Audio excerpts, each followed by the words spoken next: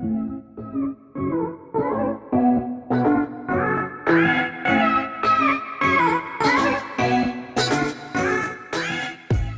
Friends, मेरा नाम है यश राज और आप देख रहे हैं आपका अपना चैनल एग्जाम सक्सेस जंक्शन। और आज आप लोगों के लिए मुगल साम्राज्य के कुछ अति महत्वपूर्ण प्रश्न लाया हूँ जो बार बार परीक्षाओं में पूछे जाने वाले सवाल है और आगामी आने वाले कोई भी एग्जाम के लिए महत्वपूर्ण रहेगा। और प्लीज़ मेरा चैनल लाइक और सब्सक्राइब करना मत भूलिएगा।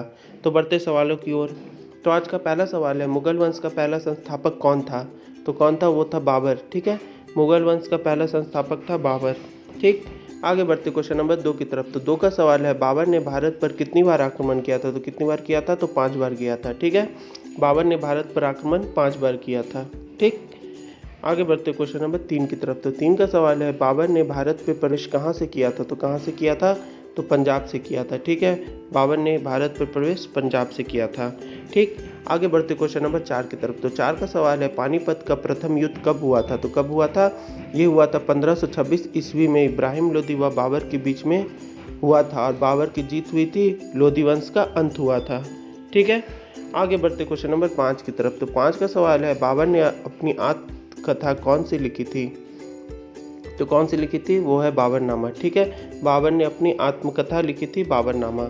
ठीक, आगे बढ़ते क्वेश्चन नंबर 6 की तरफ। तो 6 का सवाल है, मुगल वंश का सबसे प्रसिद्ध राजा कौन था? तो वो था अकबर। ठीक है, मुगल वंश का सबसे प्रसिद्ध राजा था अकबर। ठीक, आगे बढ़ते क्वेश्चन नंबर 7 की तरफ। तो 7 का सवाल है, खानवा का युद्ध कब हुआ था और किसके बीच में हुआ था? तो कब हुआ था और किसके बीच में हुआ था?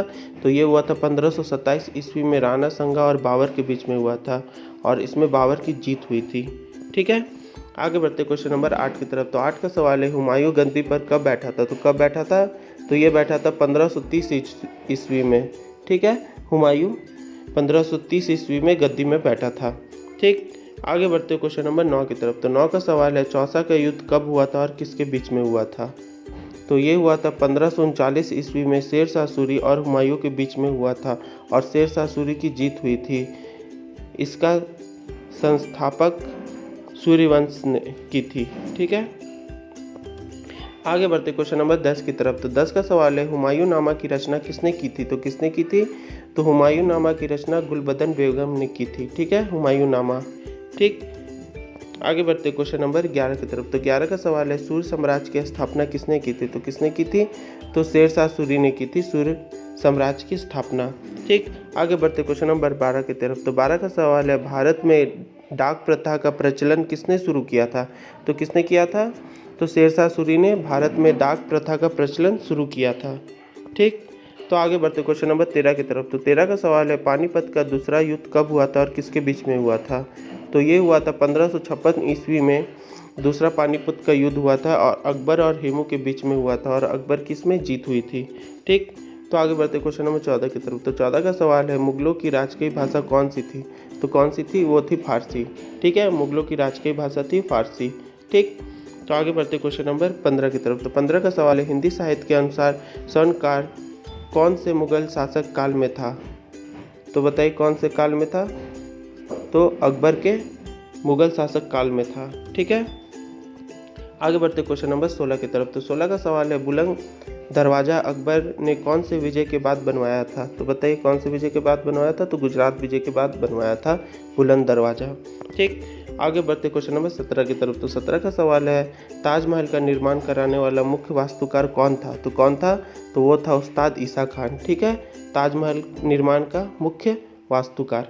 ठीक, आगे बढ़ते क्वेश्चन नंबर 18 की तरफ। तो 18 का सवाल है, भगवत गीता और रामायण का फारसी में अनुवाद कौन किया था? तो कौन किया था? तो औरंगजेब का भाई दारा शिकोह ने किया था। ठीक है, भगवत गीता और रामायण फारसी भाषा में अनुवाद। ठीक, आगे बढ़ते क्वेश्चन नंबर 19 की तरफ। तो 19 का सवाल है, जिंदा पीर किसे कहा जाता है? तो जिंदा पीर किसे कहा जाता है?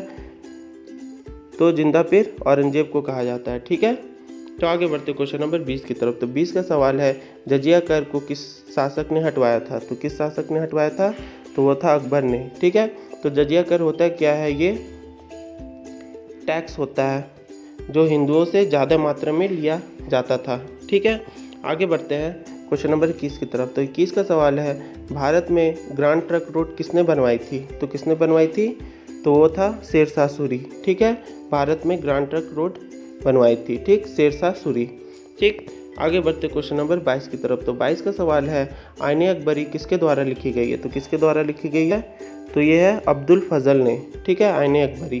ठीक, तो आगे बढ़ते क्वेश्चन नंबर 23 की तरफ। तो 23 का सवाल है, अकबर के दरबार में महान संगीतकार कौन था? तो कौन था?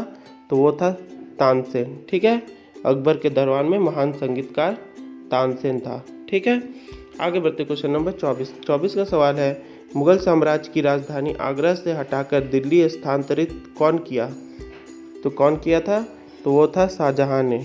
ठीक है, आगे बढ़ते क्वेश्चन नंबर 25 की तरफ। 25 का सवाल है, अकबर की युवा अवस्था में उसका संरक्षक कौन था? तो कौन था? तो वो था बैरम खां। ठीक है, आगे बढ़ते क्वेश्चन नंबर 26। तो 26 का सवाल है, भारत में बीबी का मकबरा कहाँ स्थित है? तो कहाँ स्थित है? तो वो है औरंगाबाद में। ठीक है, भारत में बीबी का मकबरा औरंगाबाद में स्थित है। ठीक है, आगे बढ़ते क्वेश्चन नंबर 27 का सवाल है, शेरशाह सूरी का मकबरा कहाँ स्थित है? तो कहाँ स्थित है? तो वो है सासाराम, बिहार में। ठीक है, शेरशाह सूरी का मकबरा, ठीक, सासाराम, बिहार में है। ठीक, आगे बढ़ते क्वेश्चन नंबर 28। तो 28 का सवाल है, अकबर का राज अभिषेक कहाँ हुआ था? तो कहाँ हुआ था? तो वो हुआ था कालानौर में। ठीक है, अकबर का राज अभिषेक। ठीक, आगे बढ़ते क्वेश्चन नंबर 29। तो 29 का सवाल है, कौन से राजपूत वंश ने अकबर के सामने समर्पण नहीं किया था? तो कौन था वो? तो वो थे सिसोदिया वंश के महाराणा प्रताप। ठीक है, आगे बढ़ते क्वेश्चन नंबर 30। तो 30 का सवाल है, मुगल शासक में आलमगीर किसे कहा जाता है? तो किसे कहा जाता है? तो वो है औरंगजेब। ठीक है, मुगल शासक काल में आलमगीर औरंगजेब को कहा जाता है। ठीक है, आगे बढ़ते क्वेश्चन नंबर 31 का सवाल है, हल्दी घाटी का युद्ध कब हुआ था और किसके बीच में हुआ था? तो ये हुआ था 1576 ईस्वी में महाराणा प्रताप और अकबर के बीच में हुआ था। ठीक है, आगे बढ़ते हैं क्वेश्चन नंबर 32 की तरफ। तो 32 का सवाल है, हल्दी घाटी का युद्ध में मुगल सेना का नेतृत्व कौन कर रहा था? तो बताइए कौन कर रहा था? तो वो मानसिंह था। ठीक है, हल्दी घाटी के युद्ध में मुगल सेना का नेतृत्व मानसिंह कर रहा था। ठीक, आगे बढ़ते क्वेश्चन नंबर 33। ये आखिरी सवाल है, अंतिम मुगल सम्राट कौन था? तो वो कौन था? तो वो था बहादुर शाह द्वितीय। ठीक है, तो कुछ मुगल साम्राज्य के इम्पॉर्टेंट क्वेश्चन समाप्त होते हैं। ठीक, thanks for watching. Please like, subscribe and share my channel, ताकि आगे आने वाले कोई भी वीडियो के नोटिफिकेशन मिलते रहे। धन्यवाद।